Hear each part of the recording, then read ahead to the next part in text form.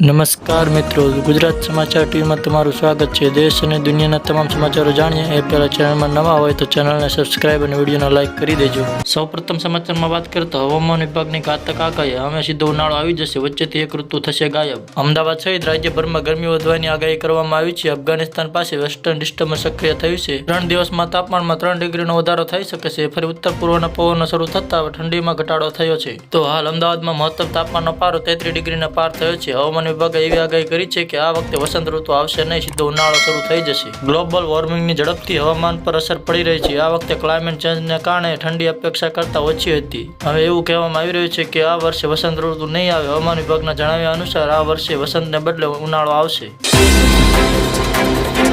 તો સમાચારમાં આગળ વાત કરીએ તો બ્લોક રાશન કાર્ડ ફરી શરૂ કરશો તો મળશે ડબલ રાશન। ભારતમાં હજુ પણ એવા ઘણા લોકો છે જેઓ 2 સમયના ભોજનની વ્યવસ્થા કરી શકતા નથી। આવા ગરીબ જરૂરિયાતમંદ લોકોને સરકાર ઓછા ભાવે રાશન આપે છે। આ માટે સરકાર દ્વારા રાશન કાર્ડ આપવામાં આવે છે। તેના આધારે લોકોને મફત રાશનની સુવિધા મળશે, પરંતુ રાશન કાર્ડ માટે સરકારે પાત્રતા માપદંડો નક્કી કર્યા છે। તાજેતરમાં સરકારે તમામ રાશન કાર્ડ ધારકો માટે ઈ-કેવાયસી કરાવવું ફરજિયાત બનાવ્યું છે। જે રાશન કાર્ડ ધારકોને ઈ-કેવાયસી કર્યું નથી તેના રાશન કાર્ડ બ્લોક કરવામાં આવી રહ્યા છે, પરંતુ આ રાજ્યમાં રાશન કાર્ડને બ્લોક થયા બાદ તેને અનબ્લોક કરાવ્યું તો તમને ડબલ રાશન મળશે। જેમાં હિમાચલમાં રેશન કાર્ડને અનબ્લોક કરવા પર ડબલ રાશન ચૂકવવામાં આવે છે।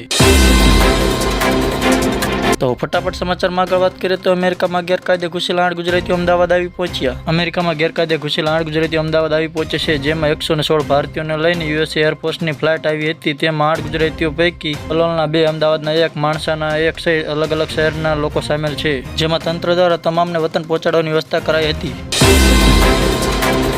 ત્યારબાદ સમાચારમાં આગળ જાણીએ તો કાલથી હેલ્મેટ પહેર્યા વગર નીકળે તો થશે દંડ, ડીજીપીએ આપ્યો આદેશ। ગુજરાતના પોલીસ મહાનિદેશક વિકાસ સાય દ્વારા રાજ્યના તમામ પોલીસ એકમોને ટ્રાફિક નિયમોનું કડક પાલન કરવાનો આદેશ આપવામાં આવ્યો છે।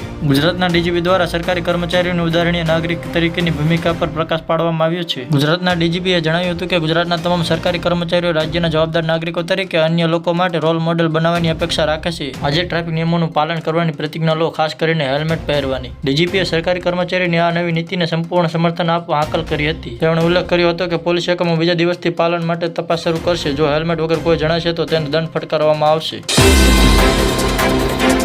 તો સમાચારમાં હજી એક વાત કરીએ તો બટાટા થશે મોંઘા, ડીસામાં કોલ્ડ સ્ટોરેજના ભાડામાં સતત 3જા દિવસે વધારો કરાયો। સરકાર દ્વારા કોલ્ડ સ્ટોરેજ સંચાલકોને વિવિધ રાહત અપાતી હોવા છતાં તેઓ મનમાની કરીને ખેડૂતો પાસેથી બેફામ ભાડું વસૂલતા હોવાનો રોષ ફેલાયો છે। ડીસા કોલ્ડ સ્ટોરેજ એસોસિએશનની મિટિંગમાં સતત 3જા દિવસે કોલ્ડ સ્ટોરેજના ભાડામાં પ્રતિ કિલોએ 10 પૈસાનો વધારો કરાયો છે, જેમાં ટેબલ બટાટા અને સીઆઈપીસી ચેમ્બરના ભાડામાં વધારો કરાયો છે। વર્ષ 2023 અને 24ના ભાડામાં વધારો કર્યા બાદ ચાલુ વર્ષે પણ પ્રતિ કિલો 10 પૈસાનો વધારો કરાતા ખેડૂતોને કરોડો રૂપિયાનો આર્થિક બોજો સહન કરવાનો વારો આવશે।